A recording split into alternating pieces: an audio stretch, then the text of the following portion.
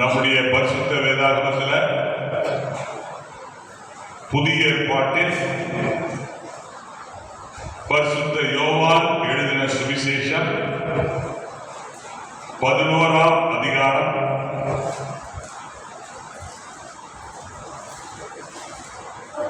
38ஆம் வசனத்திலிருந்து 44ஆம் வசனம் வரைக்கும் நாம் வாசிக்க இருக்கிறோம். யோவான் 11ஆம் அதிகாரம் 38ஆம் வசனத்திலிருந்து 44ஆம் வசனம் வரைக்கும் நம்ம சேர்ந்து வாசிக்கிறோம். அப்பொழுது இயேசு மறுபடியும் தமக்குள்ளே கலங்கி கல்லறை இடத்துக்கு வந்தார். அது ஒரு குகையா இருந்தது.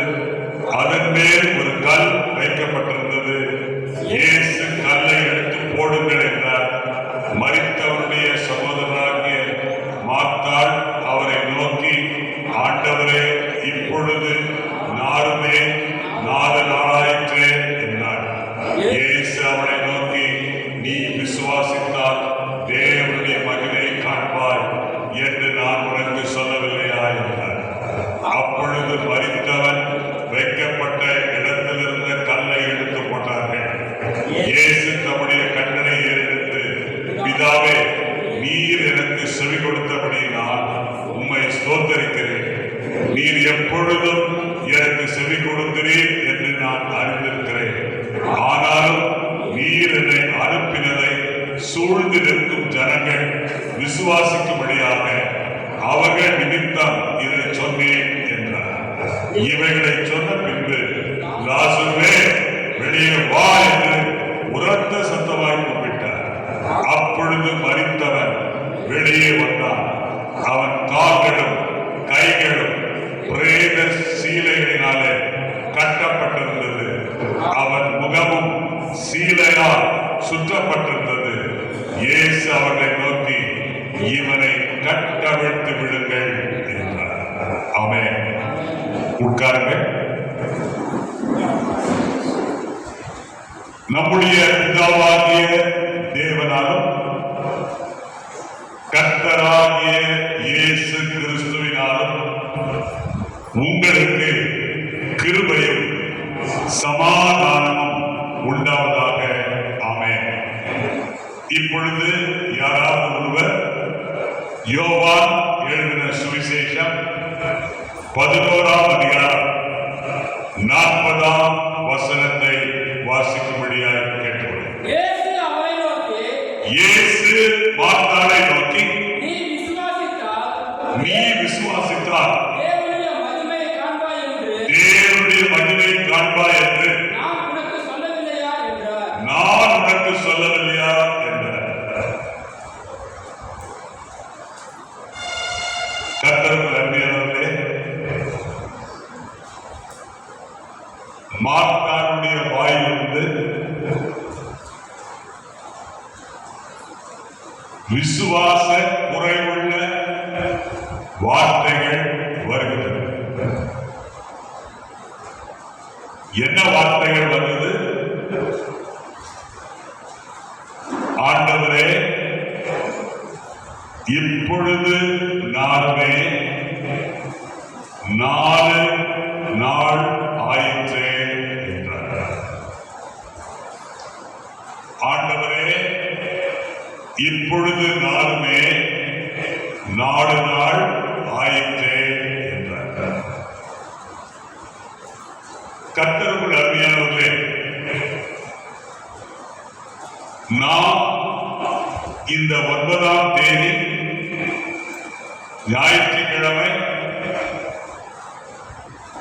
இந்த ரேடியன் திருச்சபை வளாகத்துக்குள்ளே நாம் வந்தது ஒரு முக்கியமான நோக்கம் என்னவென்றால், we want to see the glory of God.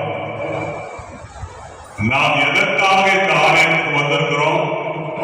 தேவனுடைய மகிமையை காண. ஆனால் மார்த்தாளுடைய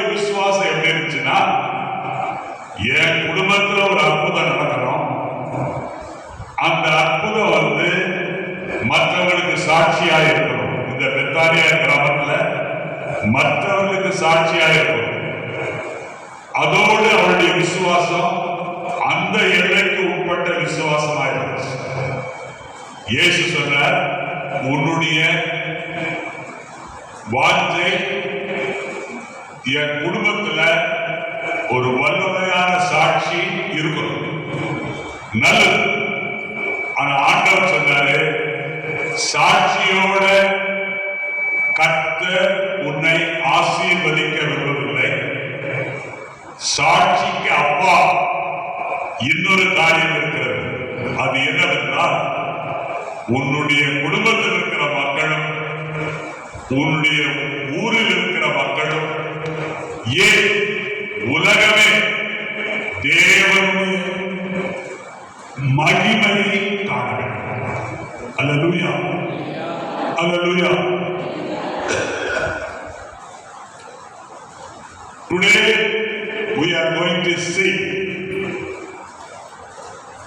we are going to hear a message on from testimony to glory. சாட்சியத்திலிருந்து மகிமை. இன்றைக்கு நாம் பார்க்க போகிற செய்தியின் தலைப்பு சாட்சியத்திலிருந்து மகிமை. கர்த்தருடைய பிள்ளையை, முதலாவது நீ புரிந்து கொள்ள வேண்டிய காரியம் என்ன? உன்னை குறித்த ஒரு தேவனுடைய திட்டம் இருக்கிறது. என்ன திட்டம் இருக்கிறது? தேவனுடைய திட்டம் என்ன? தேவன் வெறும் ஒரு சாட்சியத்தை மாத்திரம் உனக்கு கொடுப்பவராய் இல்லை. அதற்கு மாறாக தம்முடைய வல்லமையை, ஆற்றலை உனக்கு வெளிப்படுத்தி, மேலும் தம்முடைய நாமத்தை ஸ்தாபிக்கும் வண்ணம் மிகவும் உயர்ந்த மகிமையின் மண்டலத்துக்குள் உன்னை கொண்டு செல்ல விரும்புகிறார். அல்லேலூயா, ஆமென்.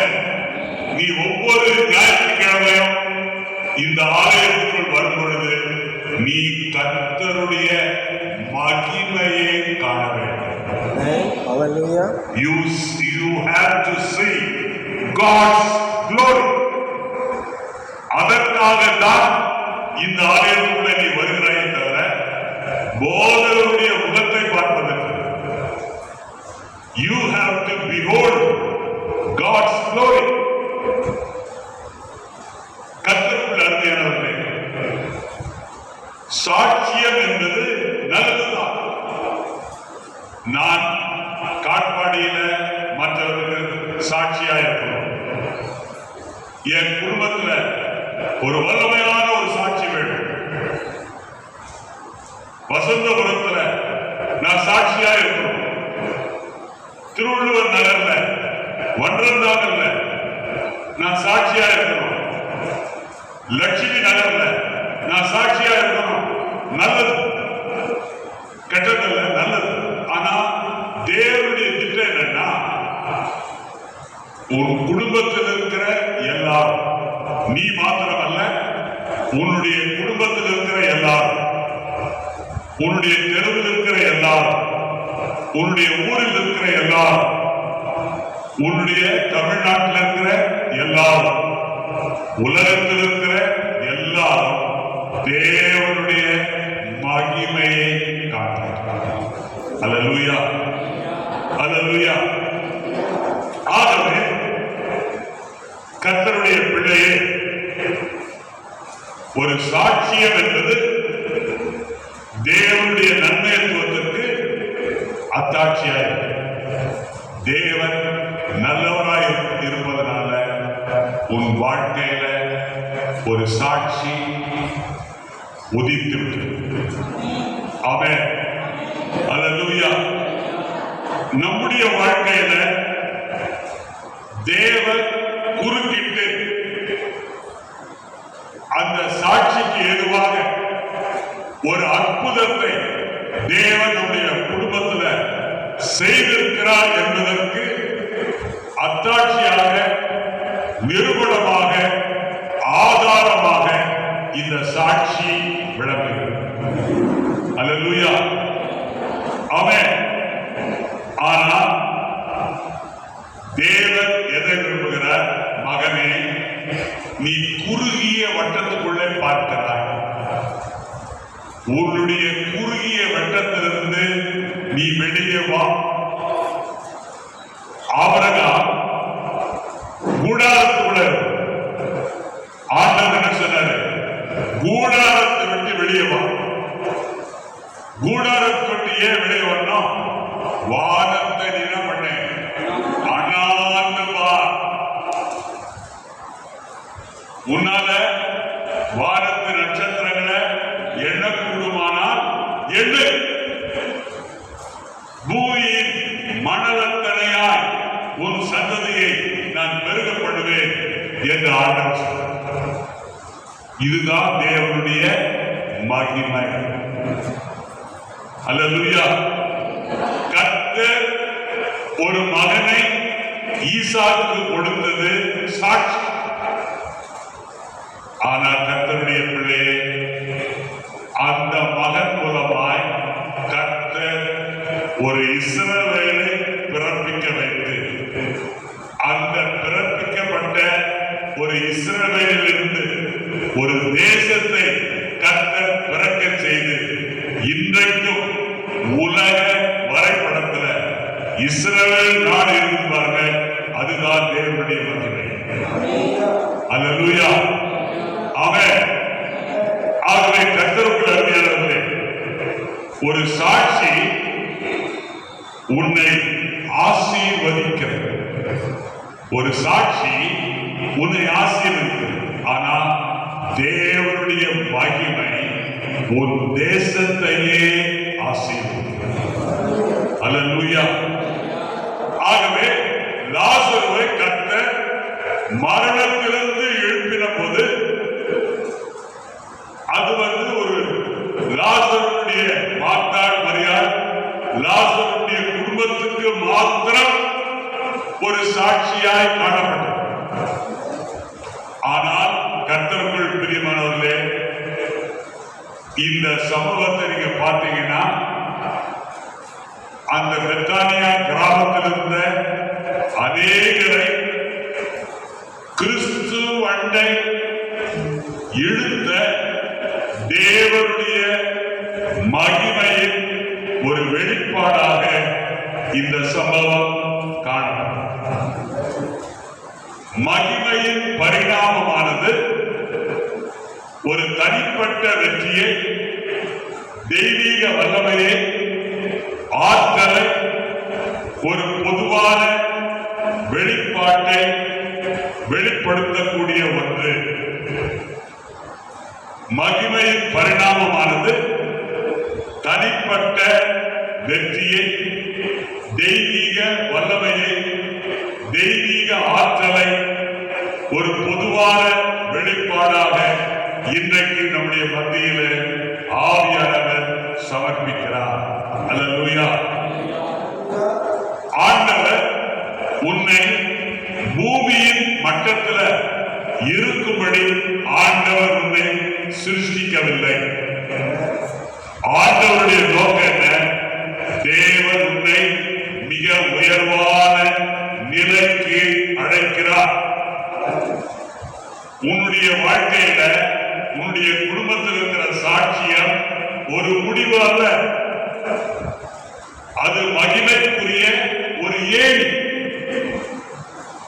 உன்னுடைய வாழ்க்கையில் இருக்கிற சாட்சியம் ஒரு முடிவு அல்ல, அது மகிமைக்குரிய, தேவனுடைய மகிமைக்குரிய ஒரு ஏணி. தேவன் உன்னுடைய வாழ்க்கையை அவரது வல்லமையால், அவரது ஆற்றலினால் பிரகாசிக்க செய்து ஒளி வீசும்படி ஆண்டவர் விரும்புகிறார். ஏனென்றால் இந்த காட்பாடியில உன்னை யாரெல்லாம் காண்கிறார்களோ அவர்கள் எல்லாரும், அந்த மனிதர்கள் உன்னிலே இயேசுவை கண்டு தேவனை மகிமைப்படுத்துவார். அல்லேலூயா. ஆகவே இந்த சம்பவத்துல இந்த மார்த்தாளுடைய மரியாளுடைய லாசருடைய சம்பவத்துல நாம் பார்ப்பது என்னவென்றால், சாட்சியம் என்பது ஒரு முடிவு அல்ல. சாட்சியம் என்பது மிகவும் வல்லமை உள்ளது. சாட்சியம் என்பது மிகவும் ஆற்றல் உள்ளது. அந்த சாட்சியம் இன்றைக்கு இந்த முற்பகல் வேளையில நாம் எல்லாரையும் தேவனுடைய மகிமைக்கு சுட்டி காண்பிக்கிறது. அல்லேலூயா. சாட்சியம் தேவன் உன் வாழ்க்கையில உண்மை உள்ளவராய் இருக்கிறார் என்பதற்கு அத்தாட்சியாய் சங்கீதம் 126 மூன்றாம் வசனத்தில் வாசிக்கிறோம். கர்த்தர் நமக்கு பெரிய காரியங்களை செய்தார், இது நிமித்தம் நாம் மகிழ்ந்திருக்கிறோம். கர்த்தர் நமக்கு பெரிய காரியங்களை செய்தார், இது நிமித்தம் நாம் மகிழ்ந்திருக்கிறோம். கர்த்தருக்குள் அருமையானவர்களே, கர்த்தர் மிக பெரிய காரியங்களை செய்தார் என்பது எப்படி நிரூபணமாகிறது? கர்த்தர் உன்னுடைய வாழ்க்கையில செய்தவைகள் எல்லாமே, கர்த்தர் உன் வாழ்க்கையில ஈடுபட்டு உன் வாழ்க்கையில பிரவேசித்து நீ காணக்கூடாது, நீ அறியாத தேவனுடைய மகிமை அவர் வெளிப்படுத்த. அல்லேலூயா. அது மாத்திரமல்ல, இரண்டாவது காரியம், சாட்சியம் விசுவாசத்தை பலப்படுத்தும். சாட்சியம், the testimony strengthens our faith. வெளிப்படுத்துற விசேஷம் 12ஆம் அதிகாரம் 11ஆம் வசனத்தில் நாம் வாசிக்கிறோம். மரணம் நேருகிறதா இருந்தாலும் அதற்கு தப்பும்படி தங்கள் ஜீவனையும் பாராமல் ஆட்டுக்குட்டியின் ரத்தத்தினாலும் தங்கள் சாட்சியின் வசனத்தினாலும் அவனை ஜெயித்தார்கள். அல்லேலூயா. ஆமென். ஆண்டவர் இங்க என்ன சொல்றாரு? மகனே, தேவன் முன்பு செய்தவைகளை மறுபடியும் அவரால் செய்ய முடியும். தேவன் முன்பு செய்தவைகளை மறுபடியும் அவரால் செய்ய முடியும் என்பதை இந்த 11ஆம் வசனத்துல ஆண்டவர் நமக்கு நிரூபிக்கிறார். இயேசு கிறிஸ்து சிலுவையில சாத்தானை ஜெயித்தார். ஆனா அவரை விசுவாசிக்கிறவர்கள், அவரை பின்பற்றுகிறவர்கள் என்ன செய்வார்கள் என்றால், தங்கள் ஜீவனை பாராமல் ஆட்டுக்குட்டியின் ரத்தத்தினாலும் சாட்சியின் வசனத்தினாலும் பிசாசை ஜெயித்தார்கள். அல்லேலூயா. அது மாத்திரமல்ல, இன்றைக்கு உன் வாழ்க்கையில உன் குடும்பத்தில் இருக்கிற சாட்சியம் இந்த காட்பாடியில அநேகரை கவர்ச்சிக்கும். இன்றைக்கு உன்னுடைய வாழ்க்கையில் இருக்கிற, உன்னுடைய குடும்பத்தில் இருக்கிற சாட்சியம் என்ன செய்கிறது? காட்பாடியில் இருக்கிற மற்றவர்களை உனக்குள்ளே வாழ்கிற கிறிஸ்துவிடம் கவர்ச்சிக்கிறது. அல்லேலூயா. வாசிங்க யோவான் எழுதின சுவிசேஷம் 4ஆம் அதிகாரம் 39ஆம் வசனம். யோவான் 4:39. நான் செய்த எல்லாவற்றையும் எனக்கு சொன்னார் என்று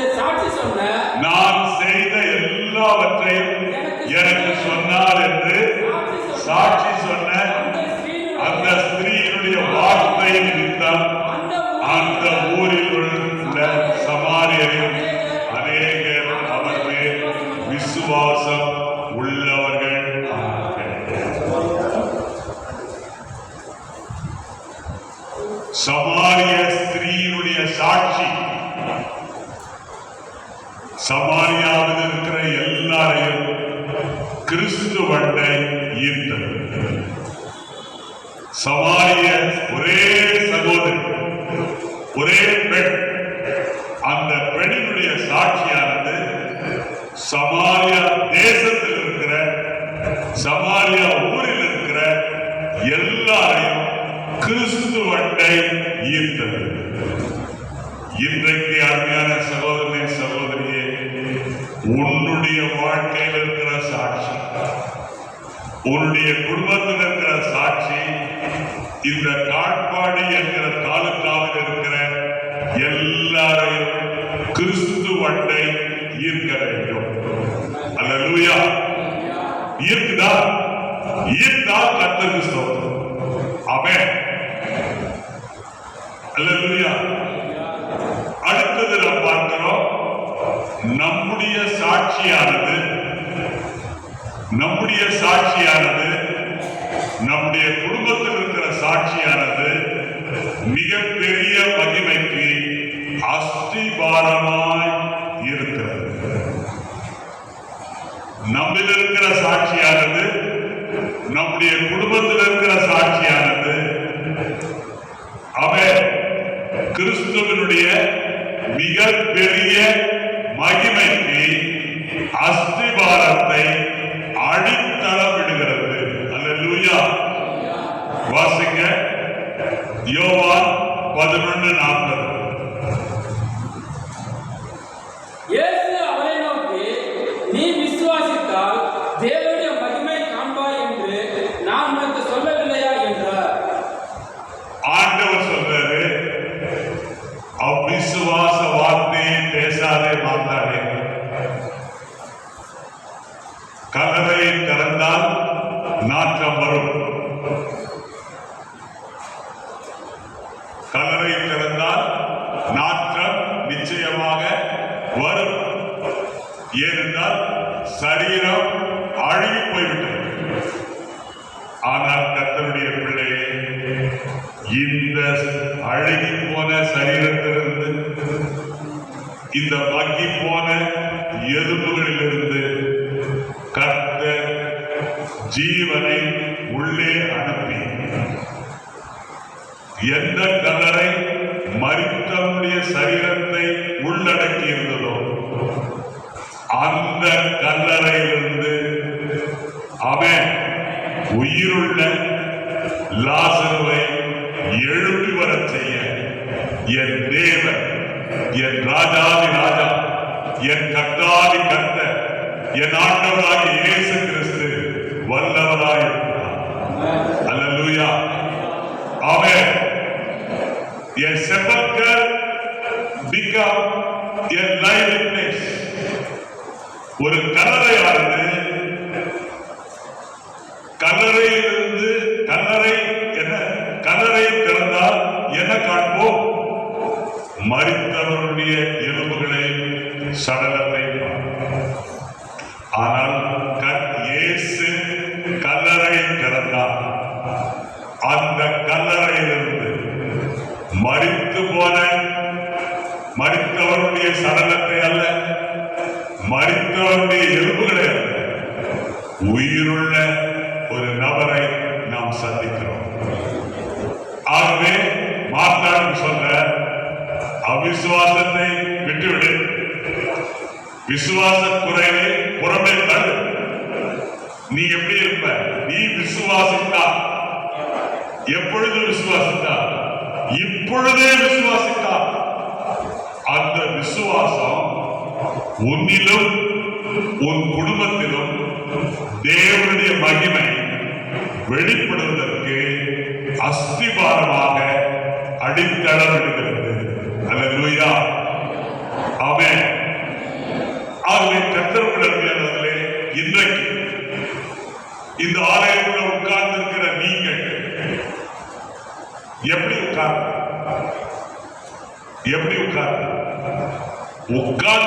நீங்கள் பூமியை பார்க்க, கீழ் நோக்கி பார்க்க, எப்படி பார்க்கணும்?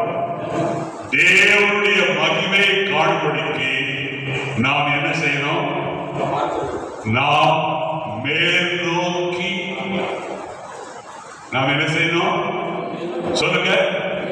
நாம் எப்படி இருக்கணும்?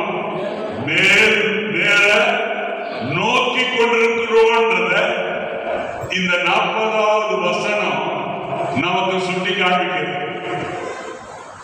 நீ என்ன பார்க்கிற? கல்றை பார்க்கிற. நீ என்ன பார்க்கிற? மரித்தவனுடைய சடலத்தை பார்க்கிற. ஆனா மகளே, இந்த சூழ்நிலைக்கு அப்பா, இந்த சூழ்நிலைக்கு மேலே தேவனுடைய மகிமை உன் லாசருவை நோக்கி வந்து கொண்டிருக்கிறது. தேவனுடைய மகிமை லாசருவின் மேல் காண துவங்கிவிட்டது. அது சீக்கிரத்தில் வெளிப்பட போகிறது. உன்னுடைய சாட்சியத்துக்கு அப்பா தேவனுடைய மகிமை உனக்கு மாத்திரமல்ல, உன்னுடைய குடும்பத்துக்கு மாத்திரமல்ல, பெத்தானியா கிராமம் முழுவதும் வெளிப்படும். அல்லேலூயா, அல்லேலூயா, ஆமென்.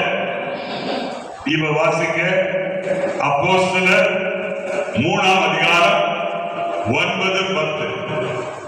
அப்போஸ்தலர் 3:9-10.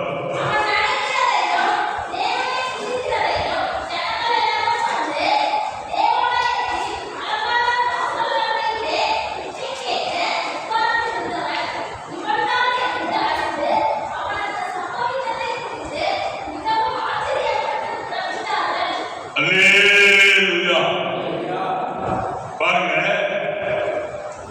சாட்சி எது? 40 வயதுள்ள பிறவிலேயே சப்பானியாய் பிறந்த ஒருவர் என்ன செய்கிறார்? நடக்கிறார். அவன் என்ன பண்றான்? நடக்கிறான். அது சாட்சி. அடுத்தது அவன் என்ன பண்றான்? தேவனை துதிக்கிறான். அது சாட்சி.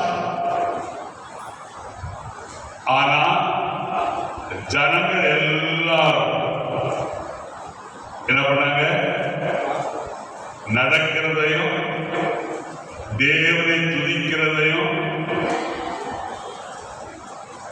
ஜனங்கள் எல்லாரும் என்ன பண்ணாங்க? கண்டார்கள். ஜனங்கள் எல்லாரும் என்ன பண்ணாங்க? கண்டாங்க. ஆமென். ஏன்னா இவன் நடக்காதவன் நடக்கிறான். இவன் நடக்காதவன், பிறவியிலிருந்து நடக்காதவன் நடக்கிறான். இவன் பிச்சை கேட்டு வாயில அம்மா பிச்சை போடுங்க, அண்ணா பிச்சை போடுங்க, தம்பி பிச்சை போடுங்க, தங்கச்சி பிச்சை போடுங்கன்னு சொல்லிட்டு இருந்த அந்த வாய், அந்த நாவு இப்பொழுது என்ன செய்கிறது? தேவனை துதிக்கிறது. அல்லேலூயா, அல்லேலூயா, ஆமென், ஆமென், ஆமென். காரணம் என்னன்னா, இப்பொழுது கர்த்தர் என்ன பண்ணாருங்க? அல்லேலூயா, ஆமென். அலங்கார வாசலண்டை உட்கார்ந்திருந்த சப்பானி குணமானது சாட்சியம். சாட்சியத்தினுடைய துவக்கம். ஆனால் நம்ம 10வது வசனத்தில் பார்க்கிறோம், தேவாலயத்தின் அலங்கார வாசலண்டையிலே பிச்சை கேட்க உட்கார்ந்திருந்தவன் இவன் தான் என்று அறிந்து அவனுக்கு சம்பவித்ததை குறித்து அந்த ஊர்ல இருக்கிற ஜனங்கள் எல்லாரும் என்ன பண்ணாங்க? ஆச்சரியப்பட்டு என்ன பண்ணாங்க? பிரமித்தார்கள். அப்போ சாட்சியம் எப்படி பிடித்தது? ஆச்சரியத்திலும் பிரமிப்பிலும் முடிந்தது. இன்னொரு வார்த்தையில சொல்ல போனா இந்த சாட்சியம் நடக்கிற சாட்சி, தேவனை துதிக்கிற சாட்சி எப்படி முடிவடைந்தது? எல்லாரும் என்ன பண்ணாங்க? ஆச்சரியப்பட்டாங்க. எல்லாருக்கும் தெரிஞ்சு போச்சு. என்ன தெரிஞ்சு போச்சு? இதை செய்தவர் இன்னொரு பேரு அல்ல, இதை செய்தவர் யோவான் அல்ல, இதை செய்தவர் தாயின் கர்ப்பத்தில் இந்த மகன், இந்த சகோதரனை உருவாக்கின தேவாதி தேவன் இயேசு கிறிஸ்து என்கிற நாமத்தின் மேல் நாமத்தை பற்றும் விசுவாசம். அதனாலதான் மாத்தாண்ட சொன்னார், நீ விசுவாசித்தால் தேவனுடைய மகிமையை. ஆகவே பட்டணம் முழுவதும் என்ன பண்ணுச்சுன்னா, அவங்க ஆச்சரியப்பட்டு என்ன பண்ணாங்க? பிரமித்தார். அப்படின்னு என்னன்னா, தேவனை, பட்டணம் முழுவதும் தேவனை மகிமைப்படுத்தினார்கள். அப்போ இந்த சம்பவம் எப்படி முடிவடையுது? மகிமையிலே முடிவடையுது. அல்லேலூயா, அல்லேலூயா. மகிமையிலே முடிவடைகிறது. இன்றைக்கு நம்முடைய ஆராதனை எதுல முடிவடையணும்? மகிமையில முடிவடையும். நம்ம ஆண்டவரை துதிக்கிறோம், ஆண்டவரை உயர்த்துகிறோம், ஆண்டவரை போற்றுகிறோம், ஆண்டவரை புகழுகிறோம். ஆனா கர்த்தருடைய பிள்ளையே, இதெல்லாம் ஆண்டவர் நமக்குள்ளே இருக்கிறார், நமக்குள்ளே வாழ்கிறார், நமக்குள்ளே வசிக்கிறார் என்பதற்கு சாட்சியம். ஆனா நீ ஆண்டவரை துதிக்கும் பொழுது, நீ ஆண்டவரை போற்றும் பொழுது, இந்த தேவாலயத்துல தேவனுடைய மகிமை இறங்க வேண்டும். அல்லேலூயா, ஆமென். அப்போ மகிமை அப்படின்னா என்ன? அநேகருக்கு மகிமைனா என்னன்னு தெரியல. மகிமை என்பது என்ன? மகிமை என்பது வேற ஒண்ணும் இல்லை, தேவனுடைய பிரசன்னம். மகிமை வரும் பொழுது ஏன் பிரகாசமா இருக்குது? ஏன் பிரகாசமா இருக்குன்னா, தேவன் எப்படி இருக்கிறாரு? ஒளியா இருக்கிறார். அல்லேலூயா. இந்த ஆலயத்துக்குள்ள தேவனுடைய பிரசன்னம் இறங்கும் பொழுது வெளிச்சமா இருக்கு, பிரகாசமா இருக்கு. தமஸ்குல குதிரை மேல பிரயாணம் பண்ணி கொண்டிருந்த சவுல் குதிரை விட்டு கீழே விழுந்த காரணம் என்னன்னா, சவுலின் மேல் மகிமை பிரகாசித்தது, ஒளி வந்தது. அல்லேலூயா. ஆகவே மகிமை என்பது என்ன? தெய்வீக பிரசன்னம். மகிமை என்பது என்ன? தேவனுடைய வல்லமை. மகிமை என்பது என்ன? தேவனுடைய ஆற்றல். மகிமை என்பது என்ன? ஒரு வாழ்க்கையின் மூலம்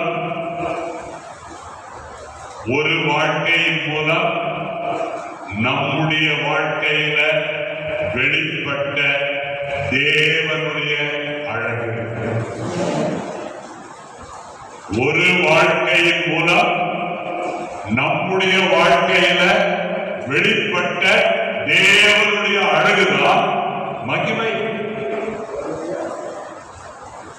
ஆகவே மகிமை முதலாவது நம்ம என்ன பார்க்க போறோம்னா, மகிமை என்பது தேவனுடைய வெளியரங்கமாக்கப்பட்ட பிரசன்னம். மகிமை என்பது என்ன? தேவனுடைய வெளியரங்கமாக்கப்பட்ட பிரசன்னம் அல்லது சமூகம். இப்ப வாசிங்க, யாத்திராகமம் 33ஆம் அதிகாரம் 18ஆம் வசனம். 18, 19 வாசிங்க. அப்பொழுது அவர் பாருங்க, மோசேயுடைய வாஞ்சை எப்படி இருக்குது? ஆண்டவரே, என் கண்கள்ல கிருபை, உனக்கு கிருபை கிடைத்ததுன்னு சொன்னது கேட்கறதுக்கு நல்லா இருக்கு.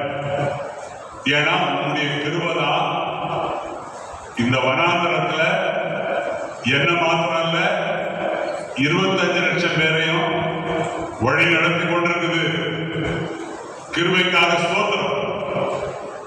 அது மாத்திரமல்ல, தேவனாகிய கர்த்தர் மோசேயிடம் இருக்கிறவராகவே இருக்கிறேன் என்று சொன்னவர் என்ன சொல்றாரு?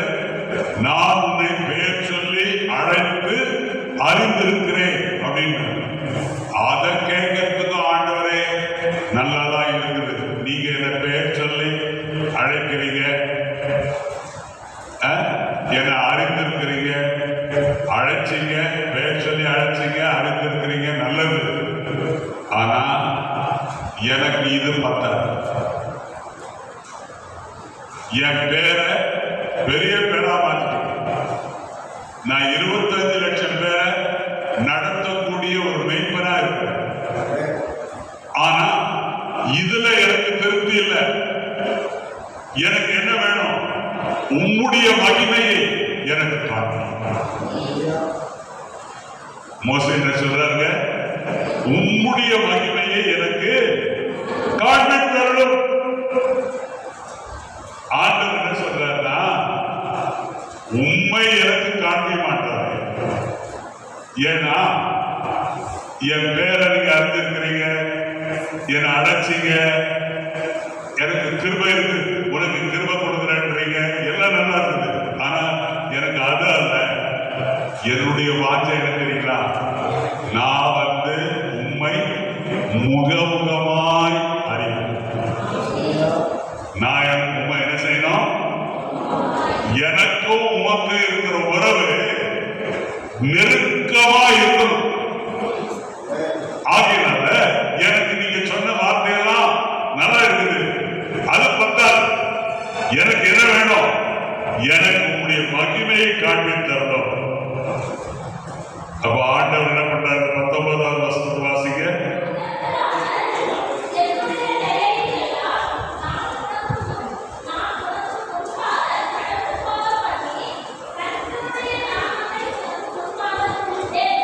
பாருங்க, ஆண்டவர் என்ன பண்றாரு? மோசேயுடைய விண்ணப்பத்தை, மோசேயுடைய ஜெபத்துக்கு பதில் கொடுத்தார். என்ன பதில் கொடுத்தார்?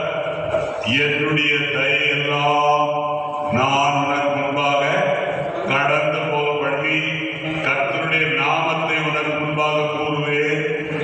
எவன் மேல் கிருபையாயிருக்க சித்தமாயிருக்கனோ.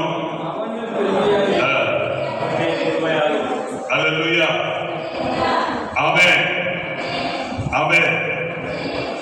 ஆண்டவர் சொல்றாரு, என் அண்டையில ஒரு இடம் இருக்குது, நீ அங்க மலையில கண்மலையில நம்ம நில்லு. என் மகிமை கடந்து போகும்போது நான் உன்னை அந்த கண்மலையின் வெடிப்பில வைத்து நான் கடந்து போக மட்டும் என்னுடைய கரத்தினால் உன்னை மூடுவேன். எவ்வளவு நல்ல ஆண்டவர் பண்ணீங்களா? இதே மாதிரி இந்த ஆலயத்துக்கு வந்திருக்கிற சகோதரி, இந்த ஆலயத்துக்கு வந்திருக்கிற சகோதரி, கர்த்தர் கிருபை உள்ளவர், தயை உள்ளவர், உன் பெயரை உன்னை பெயர் சொல்லி அழைக்கிறவர், உன்னை அறிந்திருக்கிறவர், எல்லாவற்றையும் நீங்க எல்லாரும் அறிந்திருக்க. ஆனா உங்களுடைய இருந்து ஆண்டவரே இது பத்தாது, நான் எதுக்காக இங்க வந்திருக்கிறேன்? மோசே போல உம்முடைய மகிமையை எனக்கு காண்பித்தவர்களும் சொல்லி இந்த ஒரு வருஷமா என்னைக்காவது நீங்க ஜெபம் பண்ணியிருக்கிறீங்களா? நீங்க சொல்லுங்க,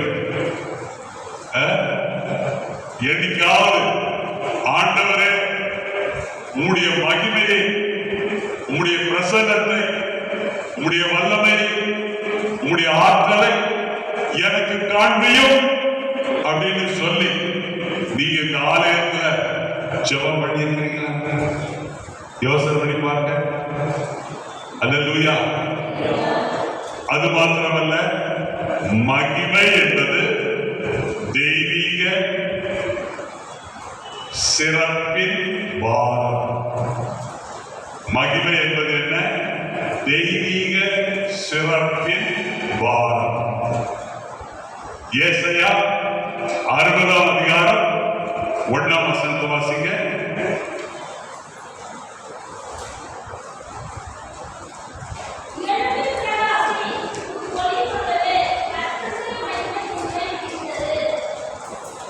எழுந்து பிரகாசி, உன் ஒளி உன்னிடத்திற்கு வந்தது.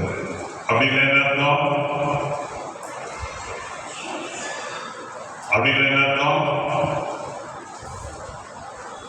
உனக்கு கர்த்தர் தம்முடைய மகிமையை கொடுத்து விட்டார். நீ என்ன பண்ணணும்? காப்பாடி முழுவதும் அந்த மகிமையை பிரகாசி. அல்லேலூயா. அதுக்காக தான் உன்னை கர்த்தர் வச்சிருக்கிற. நீ எங்கேயாவது போனீங்கன்னா இருள் நீங்கி ஒளி வரும். ஒளி நீங்கிட்டு இருள் வரும். ஆமென். ஆண்டவர் சொன்னாரு, நீ எழுப்பாத வரைக்கும் உன்னால பிரகாசிக்க முடியாது. அல்லேலூயா. ஏன் எழுப்பணும்? ஒளி உன்னிடத்துல வந்தாச்சு. ஒளி வந்த பிற்பாடு நீ என்ன பண்ணணும்? உட்கார்ந்துட்டு இருக்க கூடாது, எழும்பு. அல்லேலூயா. ஆமென். ஏன் எழும்பணும்? உன்னோடு மாத்திரம் ஒளி இருக்கிறதுக்கு ஆண்டவனுடைய சித்தம் அல்ல.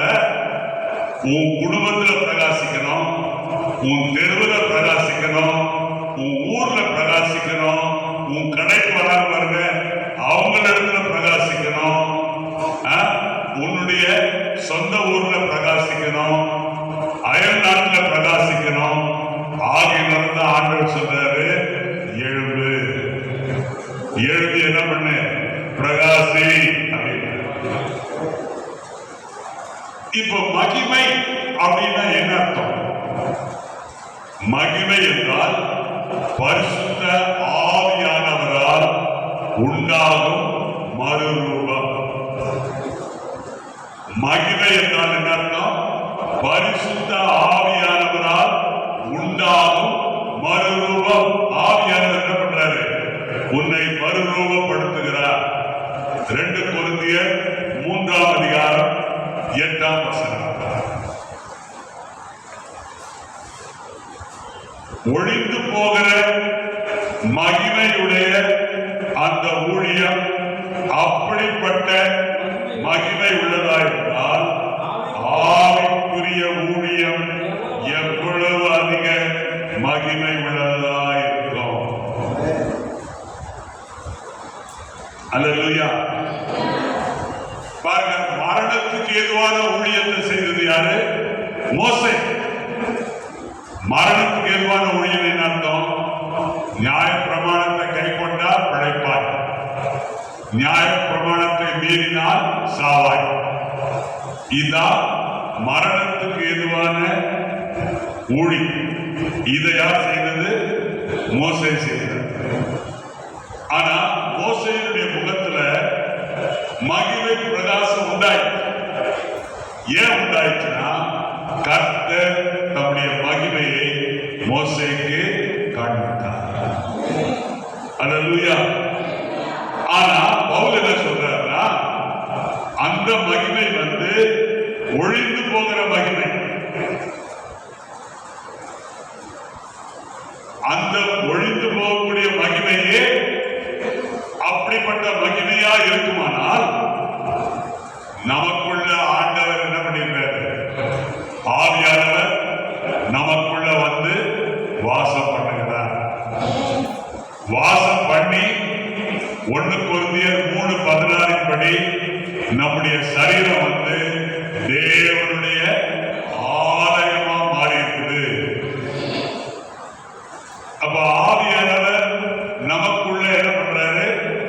ஊழியம் பண்ணி மகிமையினால் நம்முடைய சரீரத்தை நிரப்புகிறார். அல்லேலூயா, அல்லேலூயா. ஆகவே நாம் எல்லாரும் டெய்லி என்ன பண்ணிட்டு இருக்கிறோம்? தினந்தோறும் மகிமையின் மேல் மகிமை அடைகிறோம். நாம் தினந்தோறும் என்ன பண்றாங்க? மகிமையின் மேல் மகிமை அடைகிறோம். அல்லேலூயா. ஆகவே நம்முடைய சாட்சியத்திலிருந்து நாம் மகிமைக்கு நகர்ந்து செல்ல வேண்டியது இந்த நவம்பர் 9ஆம் தேதி. அல்லேலூயா, ஆமென். நம்முடைய சாட்சியங்கள் மிகப்பெரிய மகிமையை பெற்றெடுப்பதற்கு நம்மில் பயிர் செய்யப்பட வேண்டும். பெரிய மகிமையை நாம் பார்க்கணும். பெரிய மகிமையை பார்க்கணும்னா, பெரிய மகிமையை பெற்றெடுக்கணும்னா சாட்சியங்கள் வரிசைப்படுத்தப்பட வேண்டும். ஆமென், அல்லேலூயா. தேவனை மிகவும் அதிகமானவர்களுக்காக தேவன் என்ன பண்ணோம்? விசுவாசம். மார்த்தாளிடத்தில் இயேசு என்ன சொன்னாரு? உன்னுடைய விசுவாசம் ஒரு அற்புதம் நடக்கணும்ன்ற விசுவாசம். ஆனா மார்த்தாளிடத்தில் ஆண்டவர் சொன்னாரு, இதை காட்டிலும் மிகப்பெரிய காரியங்களை நீ என்ன பண்ணணும்? எதிர்பார்க்கணும். என்ன காரியம்? இவன் 4 நாள் ஆன பிற்பாடு உயிரோடு எழுப்புவதற்கு எந்த சாத்தியமோ, எந்த வாய்ப்போ, எந்த நம்பிக்கையோ கிடையாது. ஆனா இயேசு கிறிஸ்துவால் எல்லாம். அல்லேலூயா. அவர் என்ன பண்ணாரு? இந்த நிகழ்ச்சியின் மூலமாக, இந்த அற்புதத்தின் மூலமாக தம்முடைய மகிமையை வெளிப்படுத்துகிறார். அல்லேலூயா. அந்த மகிமையை யார் காணணும்?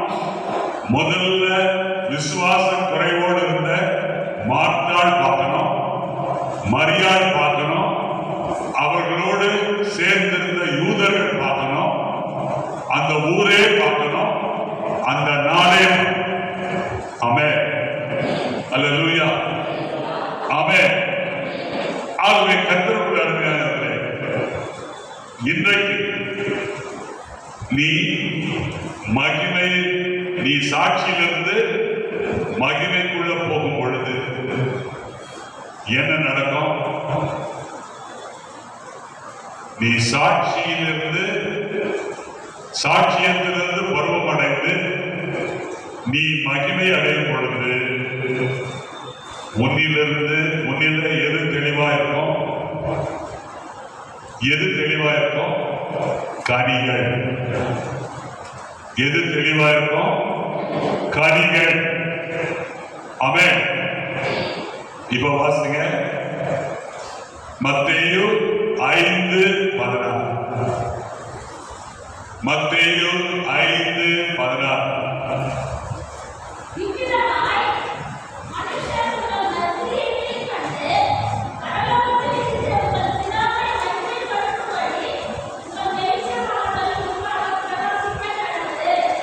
நற்கிரியைகள். நீ மகிமையை கண்டுவிட்டால் நீ துர்க்கிரியைகளை செய்வாயா? நற்கிரியைகளை செய்வாயா? நற்கிரியைகளை செய்வாய். ஏனென்றால் நீ தேவனுடைய பிரசன்னத்தை கண்டாய், தேவனுடைய ஆற்றலை கண்டாய், தேவனுடைய வல்லமை கண்டாய். ஆகவே இனிமேல் நீ துர்க்கிரியைகளை செய்யாமல் நற்கிரியைகளை செய்வாய். இதுதான் உன்னுடைய வாழ்க்கை. நற்கிரியைகளை செய்வது உன்னுடைய வாழ்க்கை. ஆகவே நீ இந்த நற்கிரியைகளை செய்வதன் மூலமாக யாரை மகிமைப்படுத்துகிறாய்? தேவனை மகிமைப்படுத்துகிறாய். அல்லேலூயா, அல்லேலூயா. அப்போ நற்கிரியைகள் என்பது சாட்சியம். நற்கிரியைகள் என்பது சாட்சியம். இந்த சாட்சியம்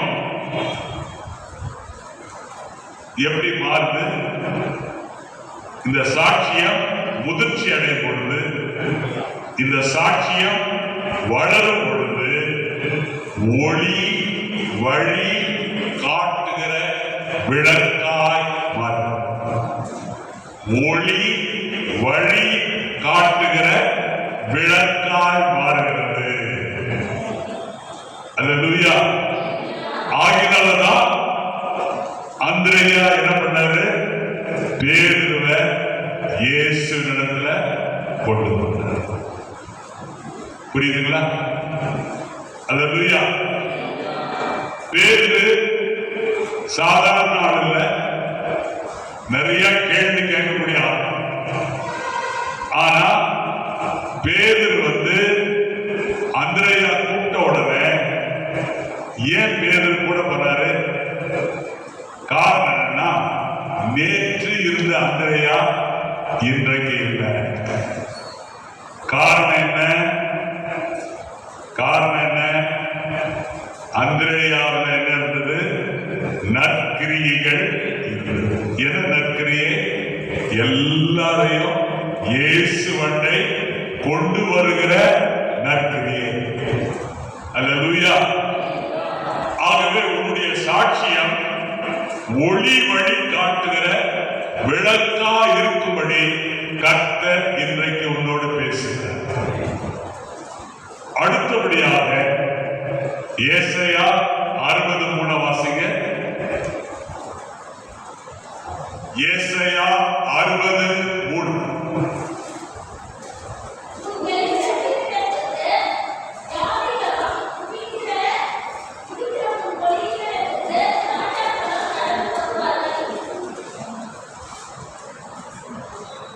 ஏசாயா 63 வாசிங்க.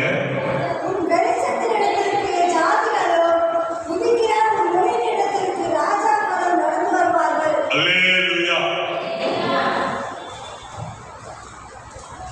நீ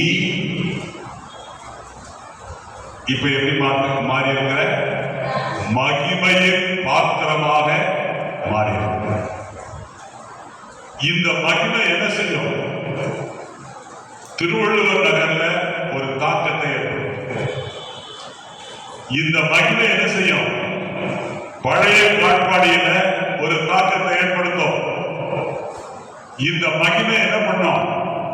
வற்றங்கால ஒரு தாக்கத்தை ஏற்படுத்தும். அல்லேலூயா. அப்போ இந்த 3வது வசனம் என்ன சொல்லுதுன்னா, இஸ்ரவேல் மக்கள் எழும்பி பிரகாசிக்கும் பொழுது, இஸ்ரவேல் மக்கள் எழும்பி பிரகாசிக்கும் பொழுது அவங்க இருளுள்ள இடத்துல என்ன அனுப்புறாங்க? வெளிச்சத்தை அனுப்புறாங்க. அவன் வெளிச்சத்தை ரேடியேட் பண்றான். அதனாலதான் ரேடியேட் சர்ச்சின் பேர் வச்சு வெளிச்சத்தை வீசுகிறார். வெளிச்சத்தை வீசும் பொழுது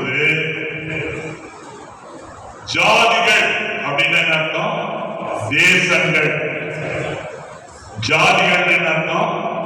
தேசங்கள் எல்லாம் இருட்டுல இருக்க விரும்பாம எல்லாரும் வெளிச்சத்துக்கு வரும். அல்லேலூயா. அவன் இந்த தாக்கத்தை நாம் இந்திய தேசத்துல ஏற்படுத்தும். நம்மில் இருக்கிற வெளிச்சம் இருளாகாதபடிக்கு எச்சரிக்கிறார். அல்லேலூயா. விளக்க மூடி வைப்பாங்களா? விளக்கு தண்ணீர் மேல் வைப்பாங்க. அப்பதான் வீட்டில் இருக்கிற எல்லாருக்கும் அந்த வெளிச்சத்தை கொடுக்கும். அப்போ நம்மில் இருக்கிற வெளிச்சம் வந்து தேசத்துல ஒரு தாக்கத்தை ஏற்படும். அல்லேலூயா. சரி, இப்போ வாசிங்க அப்போஸ்தலர் 5ஆம் அதிகாரம் 15ஆம் வசனத்தை வாசிங்க. பிணியாளிகளை படுக்கை மேலும் கட்டில்களின் மேலும் கிடத்தி பேதுரு நடந்து போகையில் அவருடைய நிழலிலும் அவர்கள் சிலர் மேல் படும்படிக்கு அவர்களை வெளியே வீதியில் கொண்டு வந்து வைத்தார்கள். சுற்றுப்பட்டணிலிருந்து திரளான ஜனங்கள் பிணியாளிகளையும் அசுத்த ஆவிகளால் பாதிக்கப்பட்டவர்களையும் எருசலேமுக்கு கொண்டு வந்தார்கள். அவர்கள் எல்லோரும் குணமாக்கப்பட்டார்கள். அல்லேலூயா. இந்த சம்பவத்தில் என்ன பார்க்கிறோம்? பேதுருவுடைய நிழல். கவனிங்க பிரதர், கவனிக்கிறீங்களா? பேதுருவுடைய நிழல் அப்படின்னு என்ன அர்த்தம்? பேதுருவில் இருக்கிற மகிமை, அந்த நிழல், அந்த தேவனுடைய பிரசன்னம்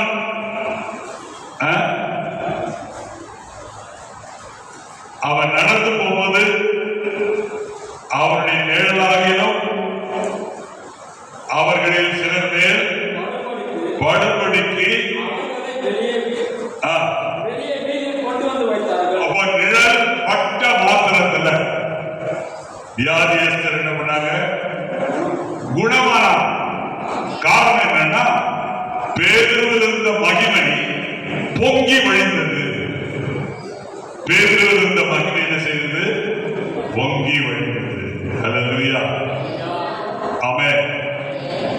ஆகவே கர்த்தருக்குள் அருமையானவர்களே,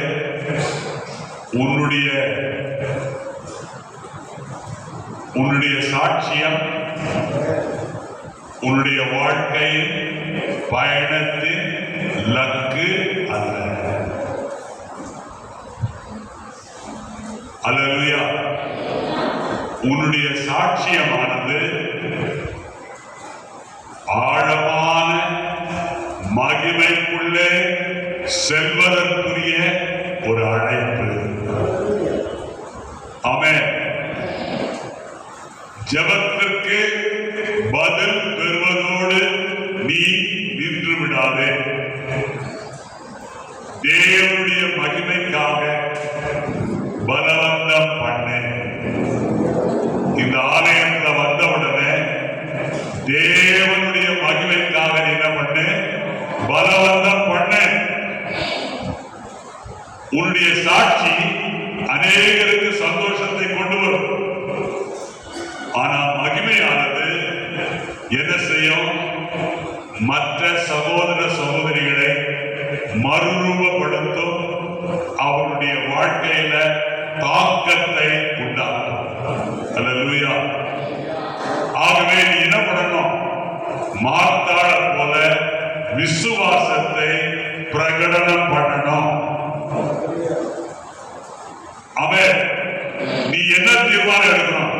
இந்த செய்தி முடிவுல நீ என்ன தீர்மானம் எடுக்கணும்? நான் சாட்சியத்திலிருந்து மகிமைக்குள்ளே கடந்து செல்வேன். நான் சாட்சியத்திலிருந்து மகிமைக்குள்ளே கடந்து செல்கிறேன். என்னுடைய வாழ்க்கை நான் எங்கு சென்றாலும் தேவனுடைய வல்லமையை வெளிப்படுத்தும். மேலும் அவருடைய நாமம் என்னிலே மகிழ்கிறது. நாம் எல்லாரும் எழுப்பி இருப்போமா?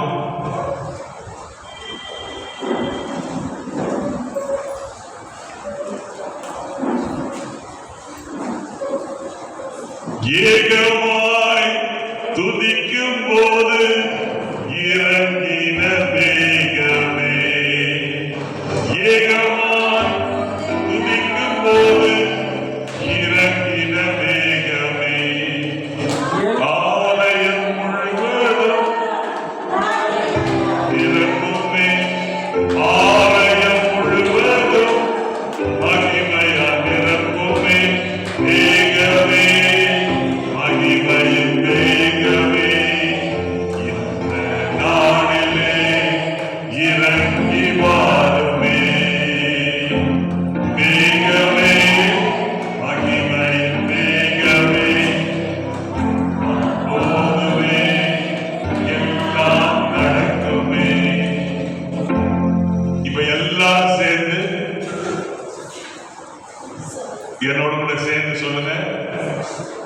விசுவாசத்தை பிரகடனம் பண்ணுவோம். விசுவாசத்தை பிரகடனம் பண்ணுவோம். நான் சாட்சியத்திலிருந்து மகிமைக்கு கடந்து செல்கிறேன். என் வாழ்க்கை தேவனுடைய வல்லமையை வெளிப்படுத்தும். மேலும் அவரின் நாமம் என்னிலே மகிமைப்படும். அல்லேலூயா. ஆமென். யாராவது இயேசுவை பார்க்கணும்னா உங்ககிட்ட வந்தா,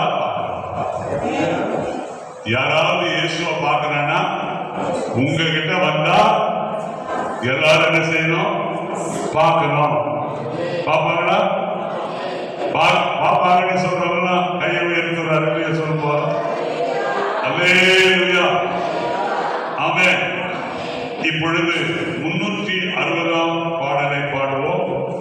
அந்த வேளையிலே கர்த்தருக்கு நாம் காணிக்கை தேவா, நான் எதனால் விசேஷித்தவன், ராஜா நான் அதை தினம் யோசிப்பவன். எதினால் இது எதினால்